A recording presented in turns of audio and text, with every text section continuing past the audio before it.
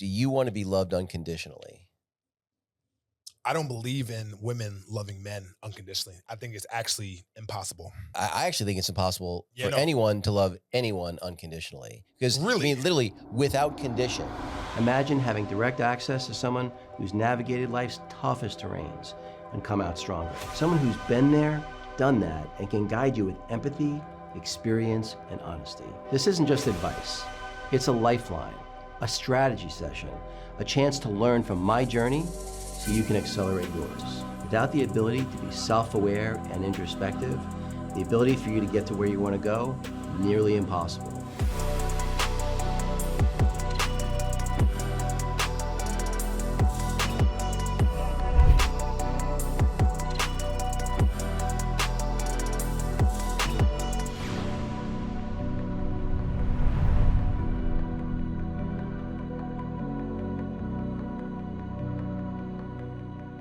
Hi, everybody. Welcome back to the David Guttman podcast.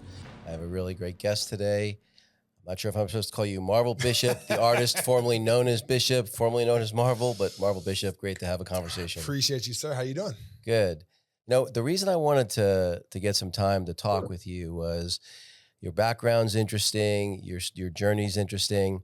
But before we get into the business side of things, I thought maybe it'd be useful for people just to get to know a little bit about your background, what your folks do, what were you like growing up, really growing up. Yeah, metaphorically and physically, right? Yeah. Yeah, definitely. Yeah, no. So my full name is Marvel Bishop, originally from New York. Been there. I was born in '86. Grew up as a normal child, even though I was 6'3" when I was in junior of high school, but that's neither here nor there. But yeah, I was just a person that just, love family. I love just like my people, my friends. And it was just more so of a standpoint of playing sports. The only thing that I was actually doing, I was playing sports. I actually did like martial arts and karate as well too. And video games, honestly, like I'm a huge gamer as well. And I was just, growing up in Long Island in Baldwin, I was raised by my aunt, born here actually in Miami, but I was actually raised by my aunt and my grandparents. Okay. So I came here where I graduated. Oh Lord, see, my memory is kind of good. I'm 37 years old, so please bear with me. But graduated from Baldwin Senior High School in 2004. And then I went to Nassau Community College in Garden City. Was there for about 3 to 4 years. So I actually took a year off. I actually played for, I don't know if you know the name, AJ Winder. Yeah. Yeah, he used to play for the Celtics. Yeah, so he was my coach. Oh, wow. So I played for him, played for JUCO D3 basketball for a couple of years. And then after that, I was actually balancing between just trying to, I guess, finding myself a little bit, but also playing a little bit of semi-pro as well. I played a couple of leagues for about a couple of years. And at the time, I was with a long distance relationship that I thought was going to work out, but it didn't. So after that, I came here in Miami in 2009, went to FIU, Florida International University, and I went for sports and fitness. But a lot of people, one thing that people don't necessarily know is that I actually started out as a photographer and videographer. So I did a whole bunch of shoots for fraternities, for sororities, departments at FIU as well too. I was the largest man because at that time, I was about 23, so I was about 6'11". I think I grew finally my optimal peak. So I did fraternities, sororities, Department of Education, nursing, law, business, and I was just that person where people just knew me as like creating content, photos, videos, campaigns, all that good stuff, portraits, headshots, video shoots. And, I was just a creative at heart. So, and I don't know how far you want me to go. Well, let's talk about it. It's actually funny. I think we talked about this once before. I was born in Baldwin. Yes. That's the crazy part. I forgot about that. Yeah, that's crazy. I was born in the same hometown you were born in. Yeah. I think I moved from there when I was 5, but and I spent the rest of my time in Port Washington and Long Island. But but so what got you into to have the entrepreneurial bug? Because if I remember from an earlier conversation we had, you've never had like a regular job, right? Like, No, I've only had one job in my whole entire life. right. Well, my one job I actually had, I was actually a messenger for the mail department in Nassau Community College. So I Right. was working there for about a few years, from like the time I was there up until I graduated. And then I think the second job I actually had, because I was actually balancing photo and video, was actually working security at Story Nightclub Right. from like 2012 to like about 5 years. Right. So yeah, I never really relatively had like a whole bunch of jobs and everything else too. Like, where how I was actually supporting myself when I was in Miami was the photo and video. You know, that's what I was actually doing. So, I mean, you're basically, not basically, you're an entrepreneur, but you're an entrepreneur that, talk about jack of all trades, Yes. right? You've done a lot of different things. Yeah. What got you, what made you think I'm going to do my own thing? I'm not going to get, I mean, cause you did go to school, but you're like, I'm not going to get a regular job. What was the driver behind that, as opposed to, hey, I'm going to do something on my own? Man, so with the photo and video, there was a time where I wasn't really making enough money. I wasn't really necessarily making ends meet. But then at the same time, I actually wanted to become like my own man and my own individual. So with photo and video, with the money and the income I was getting, I was still being supported by my aunt. So I actually called her. I was like, look, I appreciate you. You know, one thing about Caribbean families is that, like, like they like to support you up until like you're like until you die, honestly, Right. But for me, I was like, you know what? No, I want to actually, take my own steps, take my own journey. And I was like, listen, I need you to cut me off. Like, I don't want you to support me anymore. Wow. And after like, how old were you? I was, that's a good question. I was like 24, 25 at the time. Okay. Yeah. And after back and forth and a whole bunch of like arguing for 30 minutes because she did not accept that. And I hanged up the phone on her. And then afterwards, I apologized for hanging up on her because you can't do that. And then she was like, okay, you want me to do that? I support you. But if you ever need anything, I'm here. So I did that. And afterwards, okay, well, I need to get a job. Right. Like, I actually need to, other than my photo video. But before you do that, Yes. so what drove you to have that conversation with your aunt? I just wanted to be my own man. Right. Like, Well, what made the light bulb go off to be like, if I don't do this, if I don't take this step, I'll never be my own man? Like, what was it? Was there a talk you saw, a video you watched, a podcast you listened to, a friend you made? Like, what was the thing that drove you? Because that's not a small thing. No, it's not. That's a really good question. I'm trying to see what was like the driving factor. Like, what was the light bulb that switched? Because I would say this, back then, Miami back then was not what it is now, as far as like the Lambos and everybody stunting and with like, the money and the crypto and people with the millionaires. It was not like that. But I think for me, it was just more of like, I saw a couple people that I actually aspired to, that I really, really looked up to, metaphorically. And, and I was like, you know what? I want that. I want my own type of like standpoint. I want my own type of like, I wanted to become the ruler of my own world, if that makes sense. So I guess those two examples that I saw was like the driving factor, the driving force of like really being my own. So yeah. So then after that, I had a conversation with one of my colleagues, Jonathan Menacall. He was actually one of like the top bodyguards for David. It's funny. You're Guttman, David Gruntman. That's interesting. I've gotten confused a couple times. I know. When I first met you, I was like, wait a minute. I used to work for him. I was like, is he like what? It's like two people at the same time, like two people with the same name. But wish I had his money. But it was just interesting because I was like, I hit him up. I was like, look, bro, like I need a job. Like, what can you do for me? And he was the head bodyguard for Live at the time, and I wanted to work at Live. This was like 2011, like late 2011. And he was like, look, I can't get you a job at Live, but I can get you a job at the sister club that's opening up called Story. So South the Fifth is like First and like Collins. And I got and then he was like, look, go there, talk to Jay Pink and also Patrick Fleming, and do your thing, have the conversation. But what I need you to do is do not embarrass me. So one thing when it comes to nightlife, or just in general, but specifically in nightlife, is that your reputation is everything, because there's a lot of people who are like cutthroat, who people are like very, very selfish. I'm pretty much sure like there's like other people like that in other industries, but particularly, nightlife and hospitality is very relationship based, where it's like, if I put my name out there for you and you F it up, then that's going to mess up my business or maybe my Right. relationships, for other things, down the line. And it's very, very close knit. Like everybody knows everybody. So I think that's the reason why it was very, very important to make sure that you protect you protect your reputation with your life. So when I went there to Story, I met them and they saw me and like, you're hired. Let's talk to them, Right. And we had a small conversation. And after that, we opened up. I actually went there Christmas Day because the next day, the day after Christmas, the 26th, we were open. So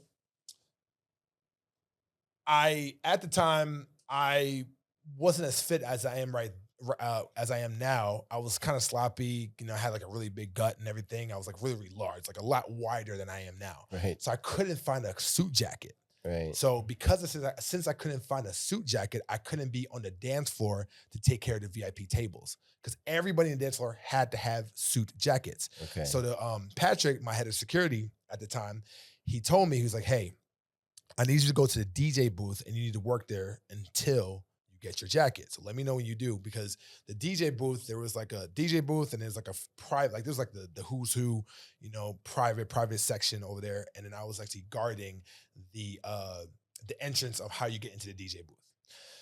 And that was actually like a blessing in disguise, because it was very, very interesting because I did not have my suit jacket actually got me into a position of meeting like the highest VIPs and the VIPs of the VIPs. Like I met David Guttman, I met Jojo LaHoud, Chris Pacello. He used to own Liquid with Prince back in the day, one of the pioneers of nightlife as well.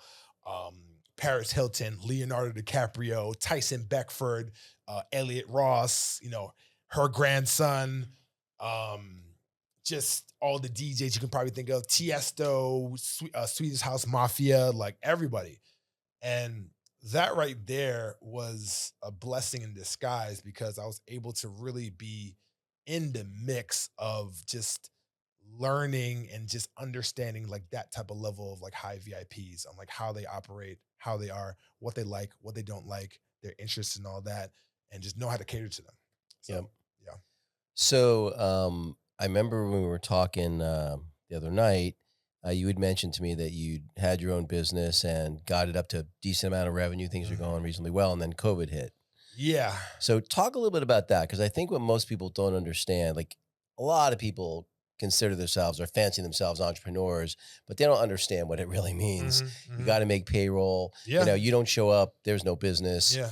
So maybe talk a little bit about that journey, because that I'd love people to learn from your experience there, because I think people think it's easy and it's not easy. No, as furthest from easy, like social media has completely blinded us as far as like the woes and also the trials and tribulations when it comes to, entrepreneurship.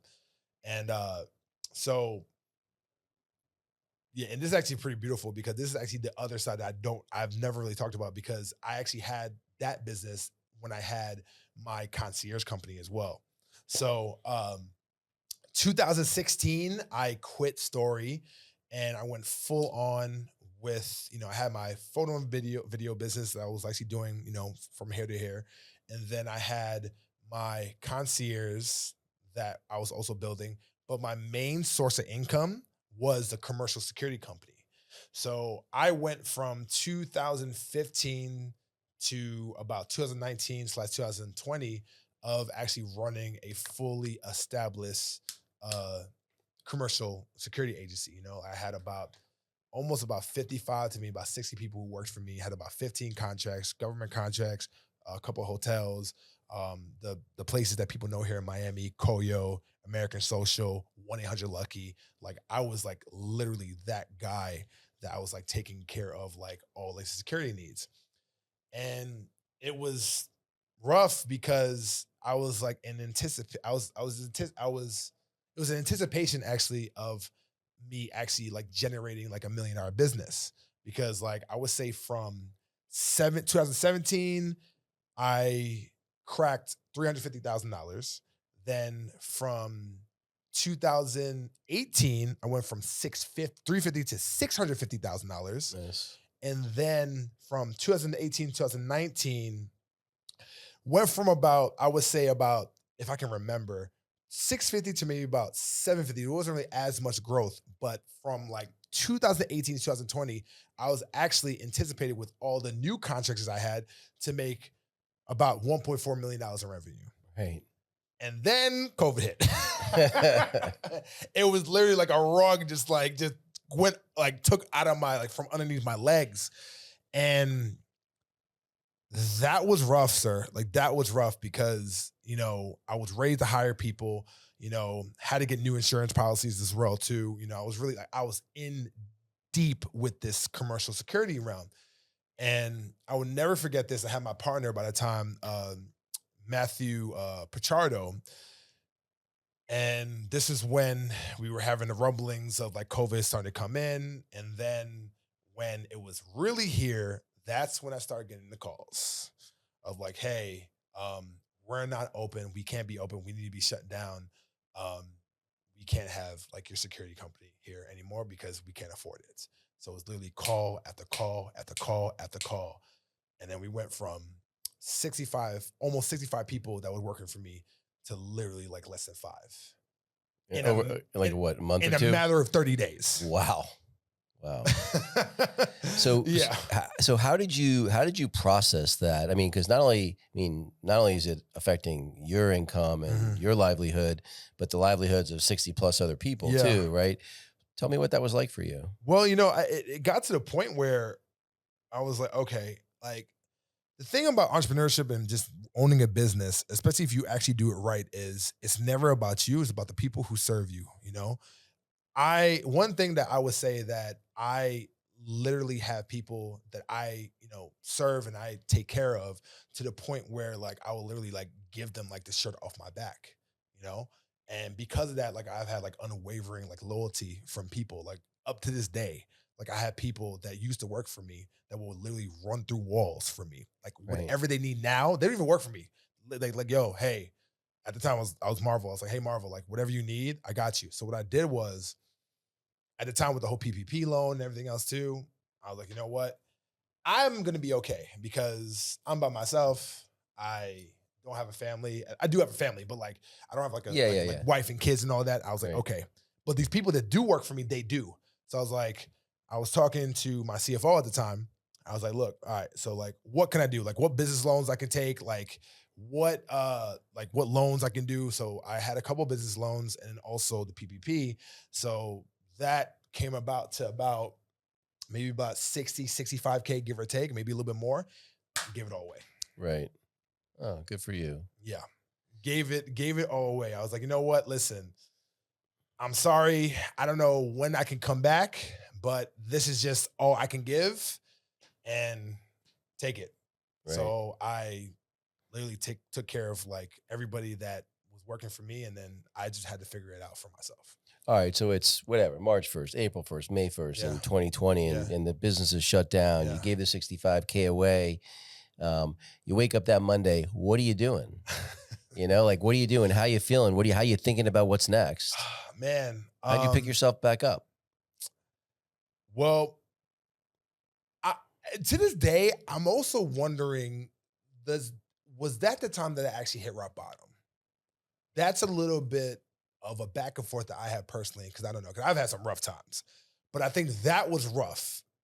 I think the reason why it wasn't rough because I did that. I felt good. I was like, you know what? If I can give away a shirt, if I can give away a friggin' water to somebody, and if I don't have to worry about myself, if I don't have to worry about them, like I only have to worry about myself, I have done my job. So at that point, I was just like, you know what? Had some money saved up, but there was just like times where I was going through like a lot of like mental depression. So I have been in probably 2 manic episodes, maybe 3 manic episodes in my life where I've actually thought about deleting myself. Right. Wow. The first time was in 2009 with my ex-wife my ex almost wife that I wanted to propose to her, but the day that I actually wanted to propose to her was the day I actually caught her cheating on me with her ex-husband in the act. Oh my God. Yeah. Yeah. So that was that. So like I Right. gained like 150 pounds. I was 450. But the thing is like, that's like a whole other thing. But yeah, so gained a whole bunch of weight. And when I found out at the time, it was more so like confirmation Yeah. than anything. Yeah. Because when I found her and I saw her there doing her thing, I was like, okay, you know what? I can either do two things. I can either kill both of them and So be and be in prison for the rest of my life, Right. or I could be like, you know what? You're a B. You're a B as well too. I'm glad I friggin' saw this. Let me move on. Let me move on. That with was my a life. smart move. And that was the latter. The latter was actually my choice. Yeah. So, fast forward with, after I gave away everything, and I'm like, literally, it's like, like March, April, I do believe. And I was just thinking to myself, I was like, okay, I know where this feeling that I'm feeling right now. I felt this before.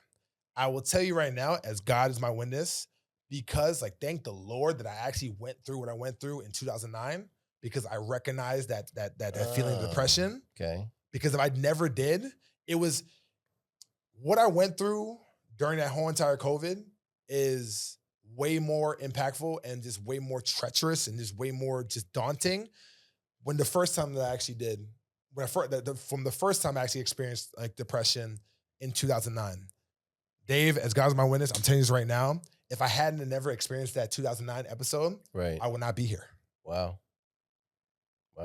I guess I can see that it made you resilient. No, I would not be here and at that time I was like, okay, I recognized the depression. I was like, okay, this is happening.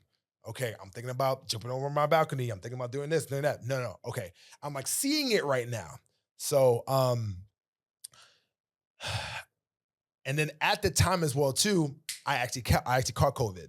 So it was between of dealing with my depression, Oh my God. dealing with COVID, and I'm by myself in my place. And you lost your business. And I lost my business. I'm Right. like, yo, what? Like, why is this happening to me? So one of the things that I've actually come to grips is that at the end of the day, any bad thing that's happened to me, I literally like look at myself in the mirror. I'm like, okay, God, what are you trying to teach me now? Right. Like what? Like why are you putting me through this? Okay, you're putting me through this. This is this. Okay, how can I triumph over it? And man, like it's overwhelming, man. It was like over friggin' whelming to the point where like I like spoke to my family, spoke to my aunt every single day. I was like that whole entire 3-4 months up until like Miami wasn't like open, but afterwards they were kind of open. Right. I just buckled down and just tried to think to myself, I'm like, look, okay, what can I do? Like, I don't want to get back into this commercial security because there's the reason why too, like I didn't do that because it was so like heart wrenching. Yeah. I could not. Remember I told you like I can't go back to it because like it's traumatizing. Yeah. You know it is. But yeah, I mean, I just pushed through that and really dialed into a game plan of just diving into like my concierge, and then Miami was not necessarily officially open, but then when they were open during that time, where like Miami was like the Wild Wild West here, like Right. they were doing like underground parties Yeah. and a whole bunch of crazy stuff, Yeah. So that's actually how I was actually honestly able to like make some type of money up until like after 2021. Right. And Did you put a game plan together? Did you have like an inner circle of, guys you were close to, like, or did you just do it all solo? Yeah, no, it was my friends are back in New York. Right. It's also a couple of mentors as well too. I remember one particular mentor that I had. He's actually no longer with us. He died of a heart attack actually in one of these gyms over here a couple of years back. And I used to talk to him like, because he was actually a mentor for my commercial security company. I used to talk to him like every 2, because he was going through the same thing as well too, but he was like more in like, like he's been in the game for 10, 15 plus years. So he was a lot more, better than me. And I used to just like literally like call him crying, Right. like, yo, bro, like, I don't know what the hell to do. Like, when are we going to be back open? And it was just the conversations of, I think one of the things that really pushed me through was I have this like theory, right? It's called the monkey in the middle, where no matter where you're at in life, you're always going to have people better than you and also less than you, if that makes sense. So the people who are better than you take the power, you take that value, you take that expertise from them to push through. And then the people who are under you, they look up to you. So I'm like, you know what? I have to make sure that I am in a place where I have to like show up for the people who look up to me, and also not necessarily make the people who I look up to not let them down. Right. So that right there actually put me through more of give me more mental fortitude, because I realized it's bigger than me, if that makes sense. Sure. You know? So, like having mentors and also having mentees is also Yeah. it's the beautiful like paradox. I do believe in it, in a beautiful I guess the atmosphere you can have to be able to keep yourself level. Well, in a weird way, for some reason, I don't know why this is, it's somehow easier to show up for someone else than it is for Facts. yourself. And I don't know why Yes, that sir. is. That got me through. Yeah. Sorry, that got me No. through. Well, it's funny because I've had this conversation because, as I think you know, I mentor a lot of people. I really enjoy doing it. But what I find interesting, and the part that's surprising to me, and you seem to already have grasped this, that I think most people miss, is mentorship. One, it's a privilege to mentor somebody. And the other thing about it is you learn from mentoring others in ways that are not obvious. At least for me, that's how it is. Because if I've got to explain something to someone, like I might know the right thing to do or the right decision to make, but I might not necessarily, at least consciously, know why that's the right decision. I see. But if I've got to break it down and explain it to someone who maybe doesn't have my background or my experience, it forces me to think through it in a deeper way. And now I internalize it way more thoroughly than I would have if it's just me shit rattling around in my head, you know? And so I, there are people, I mentored different people in different ways. I have this one person, I basically have coffee with them every Tuesday morning, 8 o'clock in the morning. And I promise you, I get more from that mentorship than she does, though she probably would tell you the opposite. And it's because it forces me to think about things, because my experience is, in fact, I know this neurologically, that when you think thoughts, it's different than when you speak them, which is different than when you write them. And so I try to, when I have, whether it's difficult problems or things I'm really trying to wrestle with, I'll make it a point to write about them, to think about them, and to speak about them, because I'll gain different insights through those 3 different modalities. Each one gives me insights that the other ones don't, for some weird reason. So I don't understand the science, but something like that. Well, so again, we talked about this the other night too, and you brought it up about your past relationship. Let's talk a little bit about relationships and kind of how you think about romantic relationships, and because he's 38. I'll 37? be 38 in December 1st. Okay. Yes, sir. Yeah. So you're gonna be 38 years old. Haven't been married, no kids yet. No. How do you feel about that? Almost married. Almost married. Almost engaged. Whew, Yes. dodged that bullet, thank God, right? Yeah. I'm glad there's no bullets involved. Yeah. So how do you think about relationships now? Is it something, because I think that people can respond. It's kind of like the person who has the alcoholic father.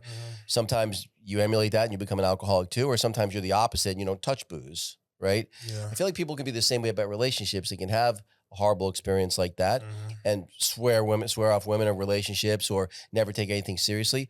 Or they can take lessons learned, like, hey, what were the red flags I missed? How do I avoid those in the future? And try not to take some learning from it, but not necessarily baggage from it. Yeah. How do you look at it? How do you look at it?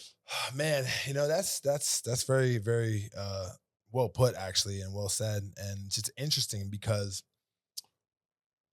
sometimes I actually wonder if I am going to be single for the rest of my life. Okay. And the reason why, and I don't necessarily blame anybody, but my aunt that raised me, I've only really seen her have like one, in my view, only one romantic relationship, honestly. So I do believe that you follow the footsteps of the people that are before you and people who are who raised you. If you have if you have a couple, if you have your parents that are living and they're there and they show like a very, very healthy relationship, and you actually take from that, and then you actually want that for yourself because that's all you know. With and I had my grandparents at the time, but you know, my grandmother actually passed away at the age of 12. And because of I've seen my aunt literally do everything, I guess, relatively like herself, I don't really, I don't know how to put this. Like, I don't really see, not the important, not saying I'm not seeing the importance of relationships, but it's never really been like oh, I have to get married, I have to get a girlfriend, I have to do this, I have to get kids, you know? Even though I guess internally I do want that, but it's not necessarily like the forefront, if that makes sense. And because of like, you know, the many woes and the many like messed up relationships that I've had, and maybe because that's also my dealings that I had with my mother as well too, because you know, like trauma does pass generation to generation. I think most importantly, not seeing that as an example of having a relationship, I guess I am at a point now where I'm not saying I don't want a relationship, but it's very, very interesting as far as like the whole connection with that and entrepreneurship and just building a legacy and also building an empire. Maybe in the beginning, like how I feel is that there's two types of women that I believe that they're there. There are the women that are there for you in the beginning of the finish line, that will literally go there and like literally go through the gauntlet and like the wars and the fire and brimstone. And then they'll basically be with you there when you are successful. And it is also the women that are there that want to see you at the finish line. Sure. This is where I'm at right now in my life. I'm in the middle. I'm like kind of in the middle where it's like, can I find a woman I can actually build with? But those, I don't know, like that's also hard. But then also too, do I just get successful and then become a multimillionaire and I'm going to be doing that? Or do I just build, and hopefully they will, like they say this phrase, build and they will come. I totally believe that. But the people that come are those the type of people that you actually want. Yeah, no, that's and if they do come, right, when you built the nation, are they there for you? Or they're actually only there for what you built? Right. And that's where I struggle with, Dave. You know, like now it's like, you know, and do I want to be in a situation where do I want to be with a woman right now as I'm going through like my trials and tribulations and put her through that? Because social media also puts a lot of emphasis and a lot of pressure on men on that standpoint. Right. Where it's like, you know, oh, if he's broke and, you know, don't deal with him, you know what I'm saying? Like, you got to like, you know, make sure that he has this. And it's like, well, that's kind of pressuring as well too. And it's like, okay, should I just do it by myself? But then like, if I also do it by myself and I get to the finish line and I get a woman that I actually want, is that the one, that's the woman that I want, but is that the woman that I need? Sure. So I have some thoughts about that. I have some very strong opinions about this topic, Okay, but before I share them, I do have one specific question for you. Do you want to be loved unconditionally? I don't believe in women loving men unconditionally. I think it's actually impossible. Well, I'm glad you say that. I actually think it's impossible for anyone to love anyone unconditionally. Because really? I mean, literally without condition, right? Okay. So you could have said you loved that woman you almost married unconditionally till you came home. Then you didn't love her unconditionally anymore, right? Like unconditioned means no conditions. Yeah. So even though they kill your dog, they try to poison you, you know, they murder a relative, like, you know, unconditionally means no conditions. That's not to say, oh, you left your socks on the floor. I'm out. Well, I still loved her though, even after the fact. Really? Of course I did. But I had to make the decision to put myself first and not her. I would argue that you might have had a whole bunch of feelings. I would argue it wasn't love. Meaning, like, Okay. certainly not. Okay. Certainly No, not. I'm here for it. I'm here for it. Certainly not a healthy version of love. No, Anyway, no, facts. right? No, yeah. Well, and look, so it's funny, you know, you're the lens you look at it through is interesting because it's not very different from the one I had growing up, which is I always knew I was going to be pretty successful because I was always a very disciplined, hardworking person, and I'm not stupid. So I'm like, well, I'm reasonably smart. I work pretty hard. I'm pretty disciplined. It's probably going to work out eventually, right? I don't know when, and so I always worried, like, well, let me get with someone before I'm successful, right? So that way I'll know they're there for the right reasons. That's the way I thought about it. And I met someone when I was 25. I was about to go to business school. I'd done okay for a 25-year-old, but you know, I definitely wasn't, you know, what someone would consider wildly successful, though I had potential. And that marriage turned out absolutely terrible. Yeah, I got it. And it wasn't, and so it was funny. I realized I had valued the wrong things. And then honestly, I would have said, you know, that there's a greater chance that the earth will stop rotating on its axis than I get remarried. There's no fucking way. Every single man says that. Right. And here I am remarried. I got remarried. Yeah. Yeah. So, you know, a woman I've been dating 7 years, we got married about a little bit over a year ago.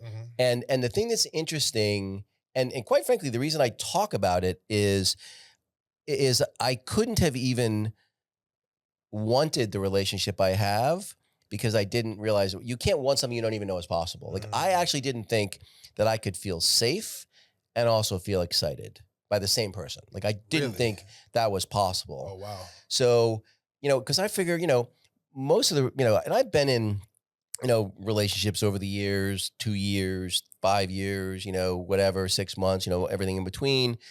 You know, there's always reasons why it ran its course. And, you know, usually, you know, they say, God, what's the saying? That familiarity breeds contempt. That, you know, the more you know someone, maybe the less you like them because you see them warts and all. And what I realized was that if instead of thinking about the relationship, both people are focused on themselves, their own personal development, that's the recipe for success. I mean, like my wife who you've met, you know, Sina has, when I met her, she was 23, I was 50. Okay. She had never had a boyfriend. She's Afghan. So she'd never had a boyfriend, and she had hookups, but she never had a boyfriend. She never brought anyone. I'm the first person she ever brought to meet her family. Oh, wow. Ever. From the age disparity, like from the age difference, like how was that? So, you know, it's funny because she's only, you know, my daughter's 24 and now my, you know, Sina's 32. So they only have an 8-year age difference, 7.5 year age difference. So she's closer in age to my daughter than she is to me. No, facts. You know, people will say, you know, what could you possibly have in common? Like, she's a human being. Like, you know what I'm saying? Like, you know, like in the same way that I have all kinds of things in common. I mean, we talk about everything. In fact, the fact that we have the age difference, I actually think is a real asset for our relationship because one, you know, my wild and crazy days are behind me. I like, honestly, we talked about this before. It's like the idea of having, you know, multiple girlfriends or whatever, like less than zero interest because I understand that's a fucking headache. Okay. And that's a headache. I don't want. True. I already have a beautiful wife who adores me and is attracted to me where, you know, we have a great life together. It's just like, it's funny because she's jealous. I'm not jealous. Right. Okay. And she is, which is so strange to me. I'm like, honey. And of course, the other thing that's interesting about it too is I'll tell her all the time, and I don't think she necessarily believes me, no matter how many times I tell her. I'm like, your looks are the easiest part of you to replace.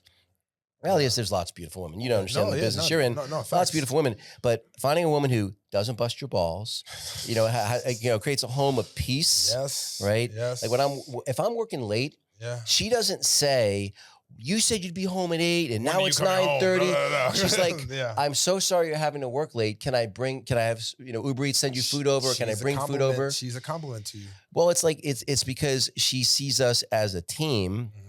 We had the conversation and said, hey, look, you know, she was working as a personal trainer and like did meal prep for, you know, high net worth people. And she's making a lot of money, pretty good money at the time, over 100K. And she's miserable.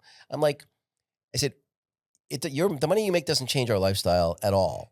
I said, you're miserable, you're working all the time. I said, why don't you just quit but basically be a force multiplier for me instead of, working so that your family will be proud of you. Who you living your life for, you or them? That's So the way it should be. The reframe I gave her, I said, because she would be embarrassed. People say, what do you do? And she'd say, I don't do anything.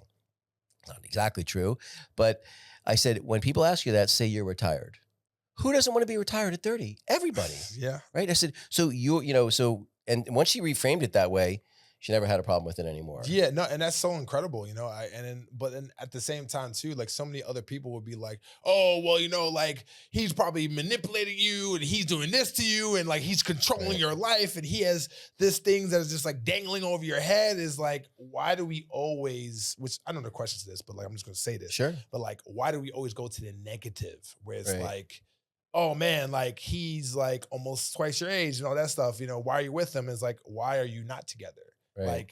Like you don't understand that like there's so much like things that can be just so naturally just, combined. I do believe that women naturally want older men and older men usually want younger women. It's just how it is. Well, there is a multitude of reasons. There is that, but the other part of it is I have never met a woman, get a couple drinks in any woman, and you ask her, would you prefer to be with a guy you're smarter than?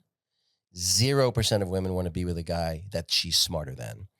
0% of women want to be with a guy she's more successful than. They might tolerate it. They might accept it, especially that's why women that have PhDs and make a shitload of money have a nearly impossible time finding a guy because they're smarter and better off than everybody. Dave, I actually have so many women that are actually in my life who are CEOs of companies, like multimillionaires, women who are extremely successful, like in their 40s and their 50s and their 60s, and they literally cry and weep to me because they can't necessarily find a man.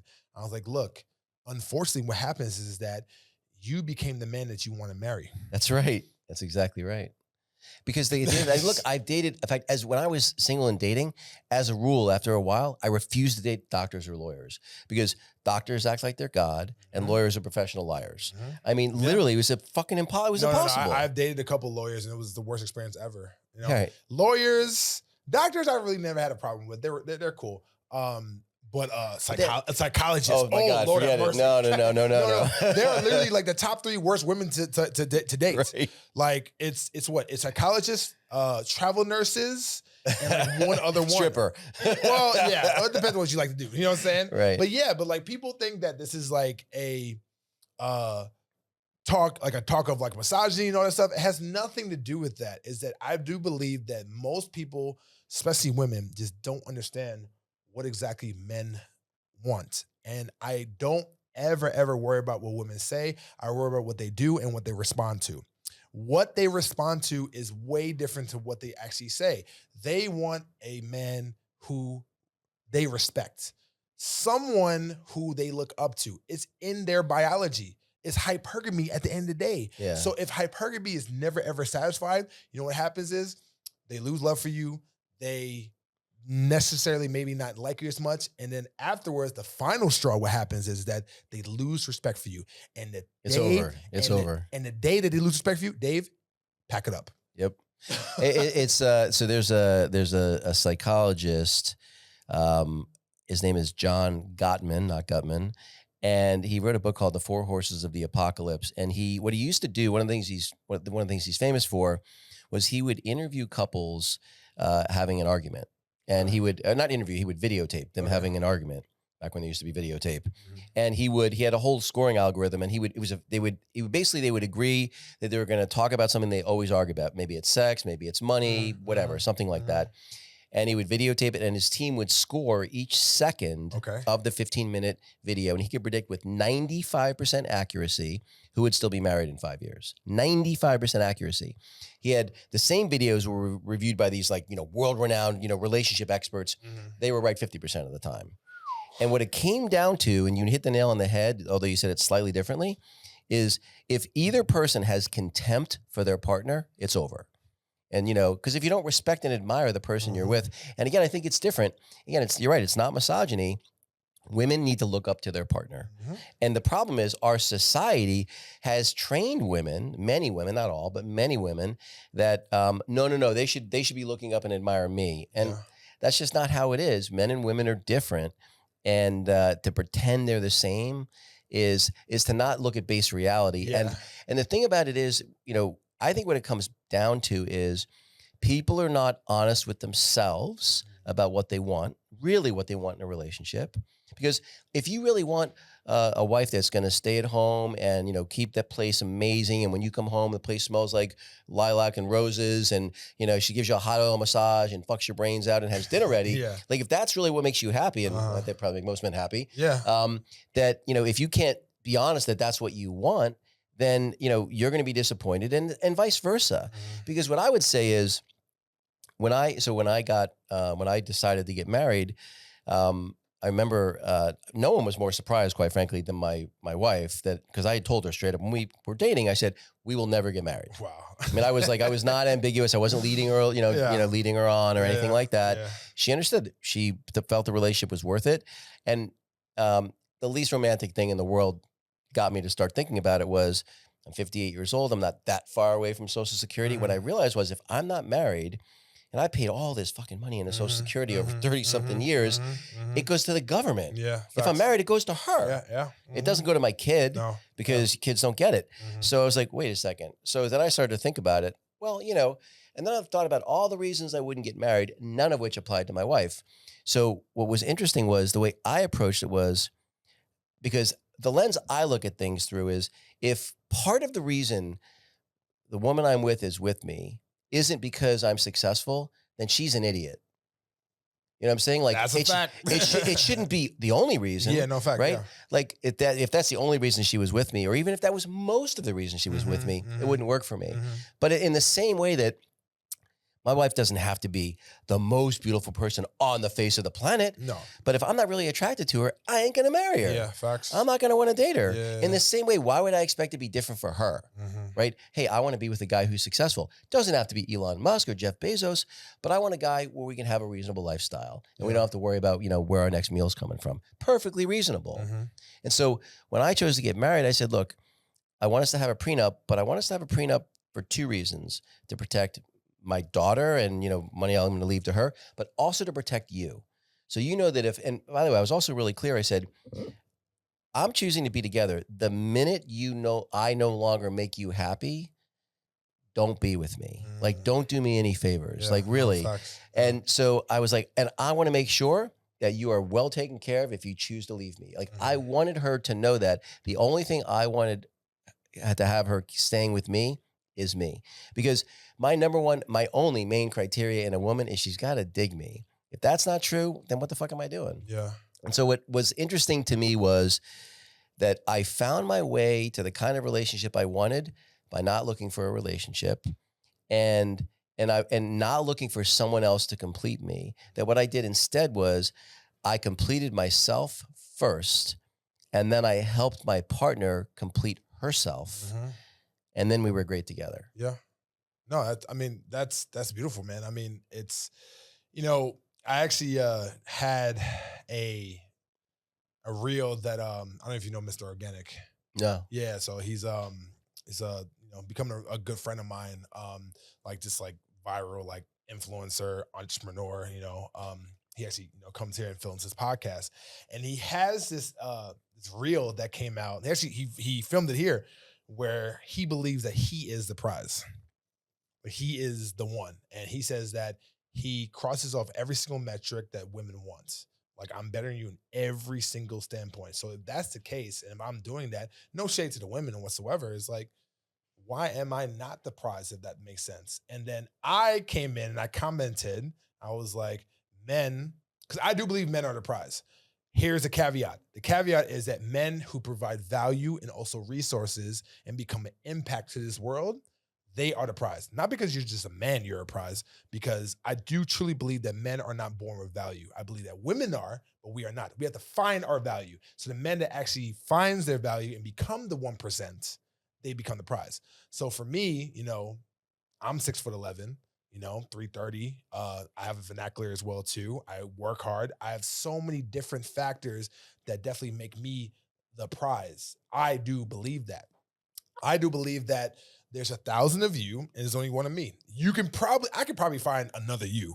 I'm telling you this right now, you will never find another me. And I cannot say that unless I've actually done the work. Like that's only, and then when I said that, I had some girl just commented, it was like, oh, well, men like this, they should just be alone, whatever. And if you like guys, if you're gay, just say it. And I'm like, where does this logic come from where all of a sudden where men actually find their value within themselves and they actually have standards, now all of a sudden we're gay. But I actually flipped it and actually thought about it. I was like, if that's the case, then like, hold up. So you want a man who's better than you in every single metric, every single metric. I do believe that women want someone who's taller, who's stronger, who's smarter, who makes money, who does X, Y, Z. If that's the case, right? And I'm the one that is basically, meeting those criterias, and you are literally trying to satisfy hypergamy, which is actually within your DNA that you want to date across and up. Wouldn't that make me the surprise? Wouldn't that make me the prize? Like, wouldn't that make me the person that you actually want? Because women that actually settle for that, they may like them in the beginning, but they lose respect to them, and then they actually get rid of them. So I feel a little differently than that. Okay. Okay. So go ahead. And I'll tell you why. Because I think that if you make it about just a pure competition, there's always going to be someone, maybe not taller. There's always going to be someone taller than you, richer than you, of course, smarter than you, better built. There's always going to be someone, right? That's those things. And ultimately, I feel like that framing almost creates insecurity, because you're looking for because if it's a competition, you're looking for the person who's maybe slightly better than you in all of those areas. Because you're saying about being better than the woman in those metrics. Yeah. What about being better than every other man on the face of the planet in every one of those metrics? So let me rephrase. It's not it's not necessarily like I'm like, okay, I am better than you in this as far as like to the woman. Like, I'm just talking about just in general how I believe as far as like every single metric. Like, I do believe, like, first of all, just my height alone, like, I am literally in the 0.0001 percentile of the world. I get it. And it's not necessarily like just throwing it at the woman's face. That's not the case. Is like, women want that anyway. So I think the problem is that why women have, like, she called me gay, she called me a whole bunch of crazy stuff. I think the reason why women have a problem with that, because the men that actually deserve it, as far as like just having those type of like values, we understand our worth. And then once we understand our worth, then they are actually power, like they don't have power over us, if that makes sense. But I feel like where you gain the power, so again, it's that for me, I think you can be very confident, supremely confident even, and also incredibly humble at the same time. I believe both of those are possible. Okay. That's what I try to be.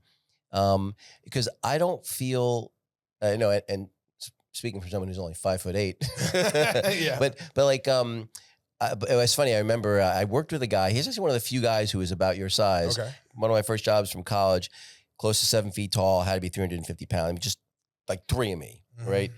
And he said to me, he goes, Guttman, he's like, the weirdest compliment I ever got. He goes, you're the first little guy I ever met that didn't have a complex about it. And I was like, and I thought about like, that's actually a nice compliment, actually, now that I think about it. Yeah. But what it comes down to is, the person I'm competing with is myself. Yeah. Which is, I know what I'm capable of. And look, at the end of the day, I think I'm a really good guy. Yeah. Again, there's people smarter than, taller than, richer than, whatever it might be. Definitely. But in the same way that I would explain to my wife, look, your looks are the easiest thing to replace. It's the other stuff that I value and their shared experiences and so forth. Look, at the end of the day, in all relationships, friendships, mentorships, romantic relationships, even family relationships, all relationships are transactional in nature. Meaning, if it's making your life worse, spending time with someone is making your life worse, eventually you're not going to hang out anymore. Right. And now, but you get to decide what you transact. So, you use the most extreme example. You get a hooker, you transact money, right? But okay, gold digger, well, money's part of what you transact. You're transacting lifestyle and maybe some other things too. But ultimately, what I decided was, well, I just decided on the kind of transactions I wanted my relationship to be. I wanted it to be intellectually stimulating for both of us. I wanted to transact mentorship. I wanted to transact lifestyle. I wanted to transact fitness. I wanted to transact sex. I want, the things, and like, and money too, right? There's a money aspect to it also. But I'm like, I want the kind of relationship where all those things are transacted so that we're with each other for a whole myriad of reasons. And we're also both really honest about it Yeah, for facts. both of us. Yeah. Because she can go through my phone, I can go through her phone. There's zero anxiety in my relationship. And again, I never had that before. It's the first time in my entire life is this relationship. And it's because I reframed it. Okay. And once I reframed it and I focused on myself and not the other person in my relationship, it freed everything up for me. Yeah, no, and that's well said. I think for me, it's just understanding, like me personally, like I don't walk around and be like, yeah, I'm better than everybody else, this and that, you know what I'm saying? What can you do for me and all that? I don't necessarily do that, but I already know the tangibles and the intangibles that I bring into the relationship. For me, being a black man who is 37, my height, and has no kids, right then and there, it's just you're like a catch. 10 standard deviations off the norm. This is what Yeah. I'm saying, because I'm careful with a lot of things, also my seed as well too. Yeah. So just me being able to highlight that, I don't necessarily see an issue for it. It's not to bring down the woman, it's not to do that, but like just as how like I have to, compete for her in different ways, she also necessarily needs to also compete for me as well too. I've always said this, that, and this is where like a lot of people get it mixed up, is I believe that the game for guys, like how can I say this? So guy game is getting the girl, is basically the retention as far as after the intimacy happens. Girl game is basically, well, I'm messing that up. You got it backwards. I think I got it backwards. It's like, because I think they say women decide who they have sex with. Yeah, no, guys decide who they have a relationship with. Yeah. Women grant access to sex, men grant access to relationships. So me pursuing the woman is one thing, right? And then I'm supposed to show my cards as far as like who I am and that I'm worthy enough to actually be able to have sex with you. But then the dynamic changes after we have sex. I think that a lot of people get that mixed up, whereas like, if you don't want me to treat you like any other woman, how are you going to be different after we have sex? Because if you're just a regular woman who has sex, then you know what? I'm just going to just kick you to the curb, and it is what it is. But then like, if you do certain things that actually like, that shows appreciation, like for me, and this is kind of like just in depth, like for me personally, like I really look at the actions of what a woman does after we're intimate. Right. Like, are you getting to get me coffee? Are you making in my bed? Are you doing the things that like compliment stuff? Like, are you cleaning my room? Are you, what I'm saying? Things like that. Like those to me is like, do you communicate that those are your expectations? No, I do not, because I don't want, that's a cheat code. I can't do that. I want to see where that goes, because then that actually shows how you are actually brought up. So I'll just tell you my own experience. Okay. So my wife and I, we'd been dating for about a year and a half. She couldn't boil water. I mean, literally couldn't boil water, let alone make toast totally out of the way. Right? And I remember I come back from a business trip and I caught an earlier flight, and it's like, oh yeah, I'm in the Uber. She's like, no. Like, I haven't had a chance to clean up yet. Cause she thought she had like 4 or 5 more hours to clean up. I come home and the place is a fucking wreck. Right. And I'm like, this is the last goddamn thing I want to come home to. Right. So yeah, she's not banging another guy, but I don't want to come home to a sink full of dishes either. Facts. And she was just a slob. And so, I sat down with her and I said, look, I said, this isn't working for me. I said, I'm not kicking you out. I'm not breaking up with you. I'm just telling you it's not going to work. Right. And I said, look, here are the reasons why. And I said, I get I'm your first real relationship. I understand. You still got some growing up to do. I'm not mad at you. And so she called her mom. And she called her sister, both of whom she knows will always tell her the truth. And she said, well, this is what Dave said. And she goes, yeah, Dave's right.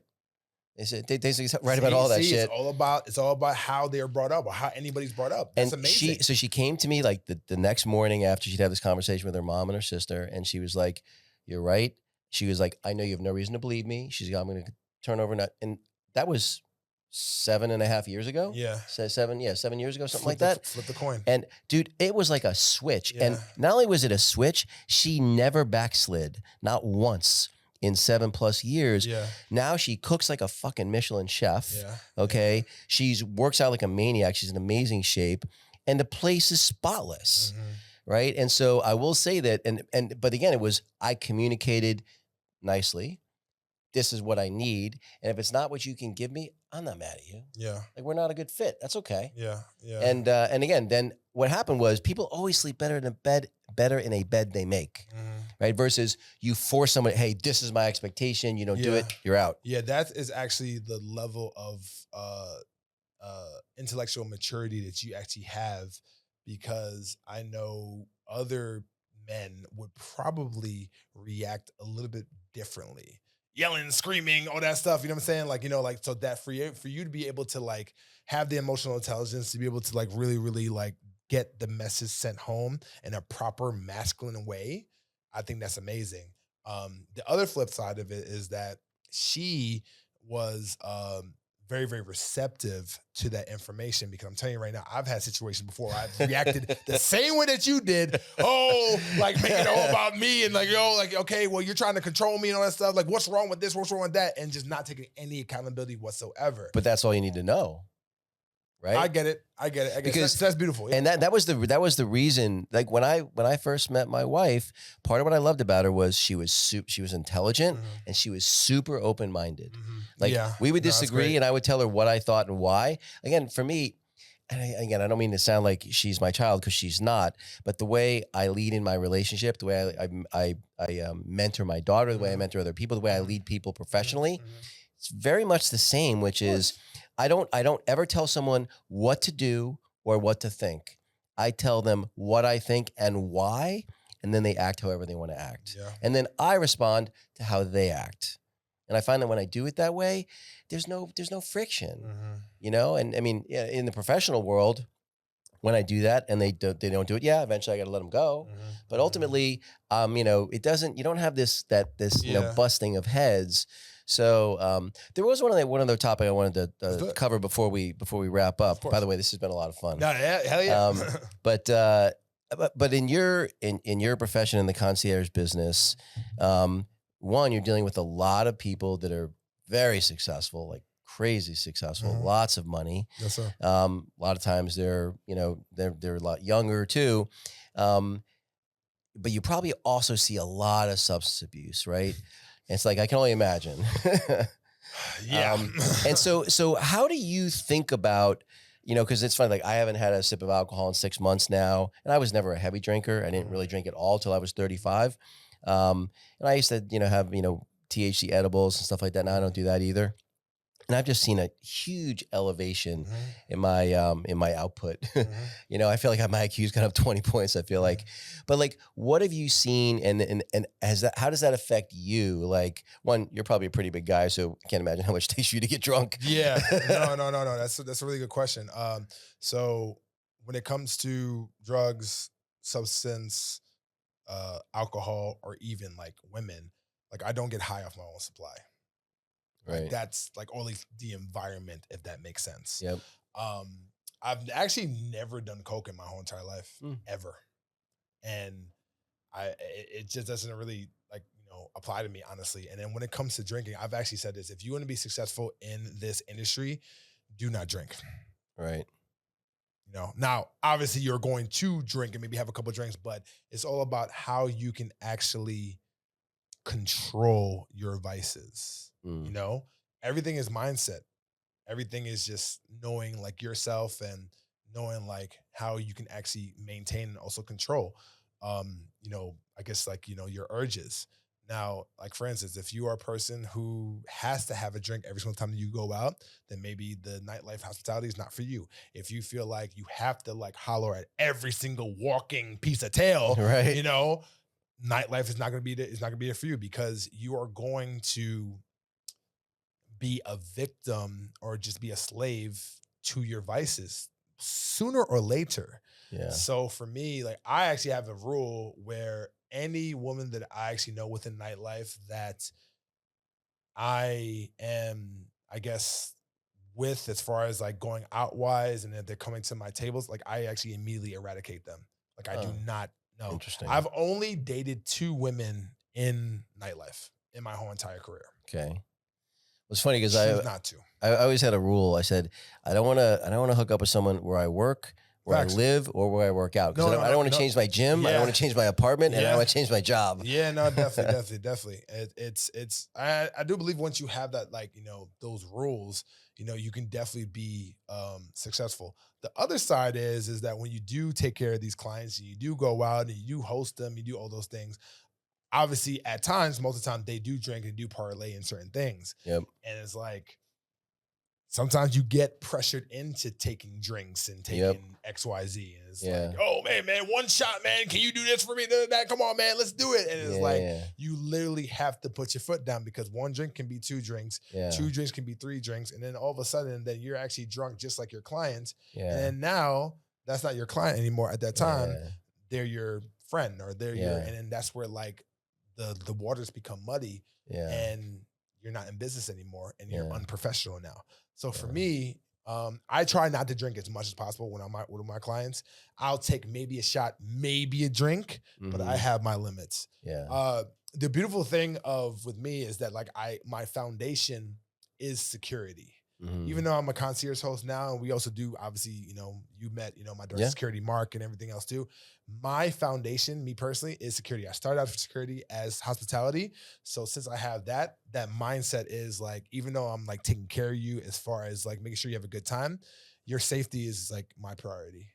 So since your safety is my priority, firstly, then I have to be as coherent as possible. And I do think that if people actually have that wherewithal, they'll definitely be successful like in this industry. All right, so my last question for you. You could go back 5 years in time and give yourself 2 or 3 pieces of advice. What would it be? Save your money.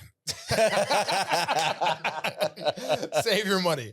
I made so much money through tips when I used to work at Story. Right. Man, I blew it all. I'm not gonna lie to you. If I can do it all over again, somebody who's in nightlife or clubs, and they're in a particular spot where they're getting tips left and right, I think the most money I've ever had for a tip was like almost like $5,000. Wow. In one day. Nice. Yeah. Wow. So if I can do it all over, it would save as much as I can, because and put it into Bitcoin. And put it into Bitcoin as well too. Yes, absolutely. So if I definitely would have done that, I'll probably be a little bit further, but then like it wouldn't feel as like bootstrappy as much as it is when I first started. Sure. Have a little bit of a cushion. That's one more piece of advice for yourself. What would be the one more? So other than save your money, what would be the other piece of advice be for yourself? I would say to definitely take care of your body and get as much sleep as possible, especially if you're in the nightlife. Yeah. There is a lot of sleep deprivation when it comes to that realm, staying up 2, 3, 4 o'clock in the morning, taking care of clients, going to bed when the sun rises. It's not as natural. It's not as healthy as I don't think it should be. But if you actually keep, your body as your temple and you take care of yourself, and I know a lot of people who are in the industry who are very, very, very, very, very, very, very strict on what they eat, what they consume, the music that they actually intake as well too, the water, like you got to protect yourself as much as possible in multiple levels, like not just intellectually, not just physically, also emotionally, spiritually, intellectually. Yeah. So if you take those steps, you'll definitely be successful. Great advice. Well, Marvel Bishop. Yes, sir. It was a real pleasure, man. Thank I really enjoyed it. I think your journey's it's interesting. It's exciting. I know you're going to do great things, and it's really nice to know you.